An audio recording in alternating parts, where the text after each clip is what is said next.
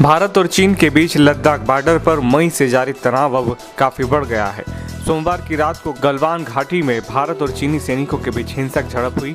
6 जून को हुई बैठक में चीन ने वादा किया था कि वो अपने सैनिकों को पीछे हटाएगा, लेकिन उसने ऐसा नहीं किया। इसके के बाद जब भारतीय सेना चेकिंग के लिए पहुंची तो दोनों देशों के सैनिक आमने सामने आ गए। इस हिंसक झड़प में दोनों देशों की सीमाओं को भारी नुकसान हुआ है। गलवान घाटी में हुई हिंसक झड़प में भारत के कुल 20 जवान शहीद हो गए। भारतीय सेना की ओर से देर रात को इस घटना पर विस्तृत बयान जारी किया गया, जिसके मुताबिक 6 जून के समझौते के अनुसार गलवान घाटी के पास सैनिकों के पीछे हटने की प्रक्रिया जारी थी।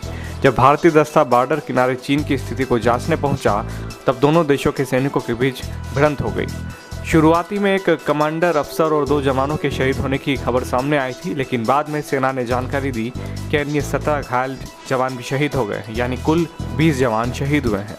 ऐसा नहीं है कि सिर्फ भारत को इस भिड़ंत से नुकसान हुआ है, चीन को भी भारी नुकसान हुआ है। समाचार एजेंसी ANI के मुताबिक इस हिंसक झड़प में चीन के 43 सैनिक हताहत हुए हैं, मारे गए हैं या घायल हुए हैं।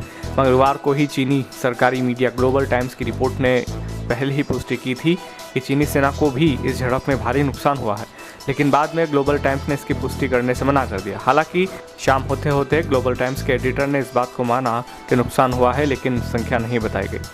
ऐसा करीब 45 साल बाद हुआ है जब भारत चीन बॉर्डर पर किसी तरह की हिंसा या झड़प में इतनी जाने गई हो। चीन ने अब अपील की है कि भारत विवाद को छोड़ बातचीत की टेबल पर आए।